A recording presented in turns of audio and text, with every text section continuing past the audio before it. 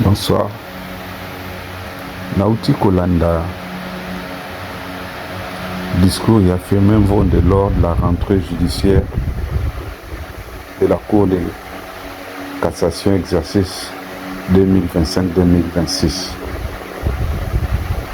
Roy Azali, l'un des présidents de la Cour de cassation. Salimoi, discours n'a entré. Et ce qui m'a beaucoup frappé dans le discours naïe, il a plus parlé d'un problème italique de corruption.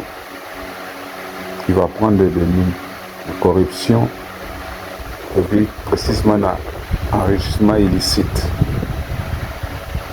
Alors que l'enrichissement illicite, ils allaient gangrène Mourezo Mamboka. Et puis la constitution congolaise n'avait prévu rien pour ce cas d'enrichissement illicite. La Constitution parle plutôt, il y a corruption. Mais concernant le détournement, l'enrichissement illicite, il y a un vide juridique. Yanganaye, il prévoit qu'on puisse créer une loi pénale sur l'enrichissement illicite. Et puis il a expliqué l'enrichissement illicite à l'Obi Ezali. Après cet exemple, un fonctionnaire, un agent de l'État, quelqu'un qui touche, a touché par exemple, deux exemples, $500. Mais sur le train de vie, il y a mené. Bien au Zanango. Ça correspond à un salaire, à un bon gazouaka. Donc si on mène les enquêtes, nous allons comprendre que cet homme qui n'a pas un salaire qui correspond n'a pas bien à s'enrichir illicitement. Alors il faut des lois pénales à la créer pour résoudre le problème. On a qu'on s'enrichir malgré mesure mouké, mais bazan enrichir c'est l'équipe. Il a parlé de la fonction publique, il a parlé des commis de l'État, tout ça là, même à niveau, il y a des commerçants, on peut considérer ça, non, quoi, commerçant, on parle plus des gens qui volent, qui dilapident l'argent de l'État. C'est là on peut parler d'un problème d'enrichissement illicite. Il a parlé longuement.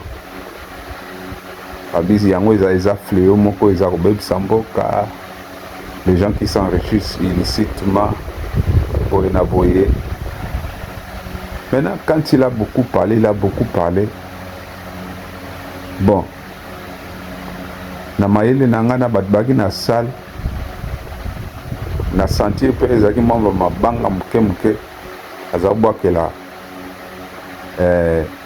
Constant Moutamba, Mamba Mabanga, parce qu'il a abordé certains sujets, ce qu'on l'a dit dans Mayele, pour comprendre que Azo le Beleke Batumsus Baye, Bazoya, on a se contenter d'un salaire naïe des fonctionnaires, Bazo Zambongo, Bazo na train de vie, Bazo Tonga Banda Kuminene, Banini, mais Soko Tali, Buena Boye, Otali, Omeko Sala, bilan au salle contrôle, il y a salaire, il y a un bon niveau de train de vie, il y a un problème, c'est que Azako dilapidé, bon, il y a l'État.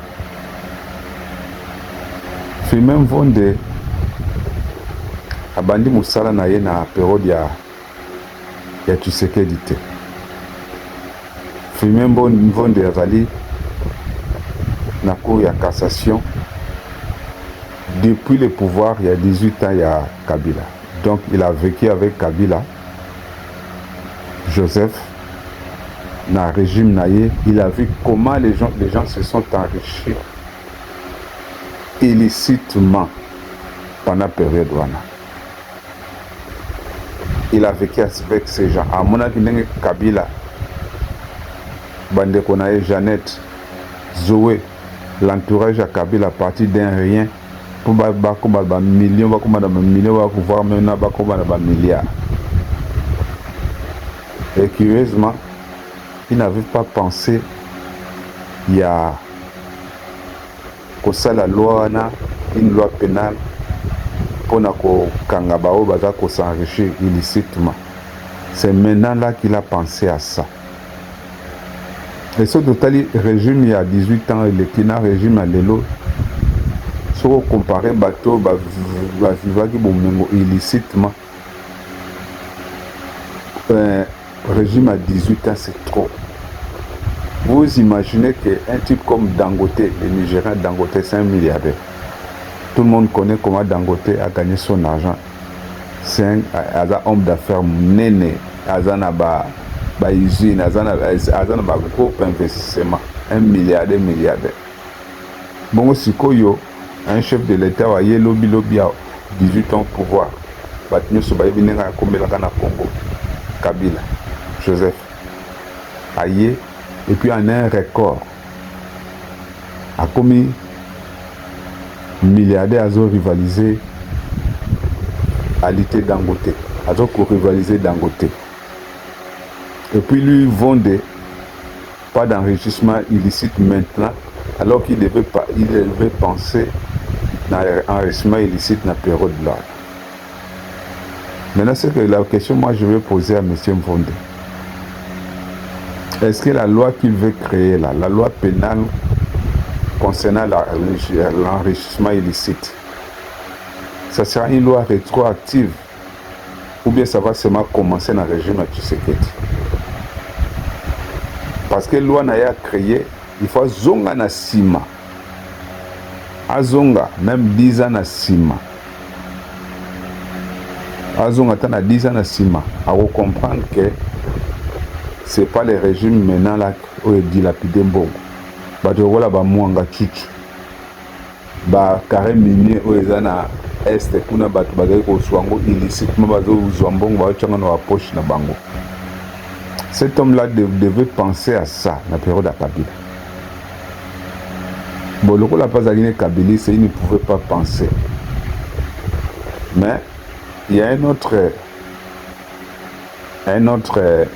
magistrat qui a parlé après lui. C'est comme si Azaki contredit Makambutu Oyo Vonde Apoloba.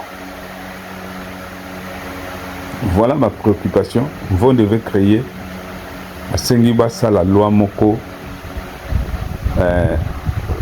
pénale contre l'enrichissement illicite. Donc par exemple, le ministre Ndenge Bazaliwana, chaque ministre face à la déclaration il y a patrimoine et des déclarations va bien aller. Tant que le gouvernement, il faut étudier à Zanaboni. Sauf à mon ministre, le rôle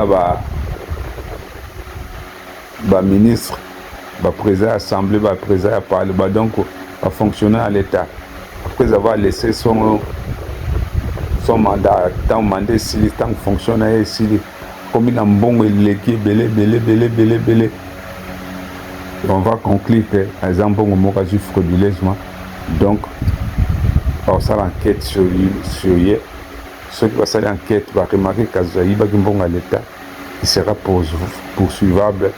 Donc, la loi pénale, quand on dit une loi pénale, c'est une loi qui peut condamner à peine d'emprisonnement, à peine ouana. Il faut que ça soit saisi, il faut que ça. Ma curiosité seulement que il vient de penser à ça maintenant alors que durant 18 ans. Oyo mboka na biso qui est à l'abandon dilapida qui basala qui ma tête à pogno, ils ont bouffé l'argent de l'État comme il n'est pas permis. Ma tête à pogno n'est pas le seul. Sauf un entourage à Kabila bateau baloko là-bas, la ministre Makila Wazale non à Nairobi. Faut ba yiba mbongo à l'État. Tout ça ils se sont enrichis illicitement. Et on a dit que pour la loi n'a pas créé la valable, il faut la loi rétroactive. Ça veut dire qu'ils ont un ciment. Ils ont au moins 10 ans après, même 15 ans après. Comme ça, il peut appliquer ce qui normalement est un souci en boca. Et puis lui-même, en tant qu'un grand magistrat, il va aussi justifier Mbongo par rapport à immeuble bandako azotonga na poto kuna. Alors bien oye moko que la loi là, la loi contre l'enrichissement illicite, ça doit s'appliquer sur tout le monde parce que nul n'est au-dessus de la loi. C'est une loi qui doit s'appliquer sur tout le monde. On est d'accord. Mais ce que ça va projet ciblé, l'avenir nous le dira. Qui nous explique que cette loi doit être rétroactive. Mais si c'est une loi qui doit commencer maintenant, il y a un problème. Dieu vous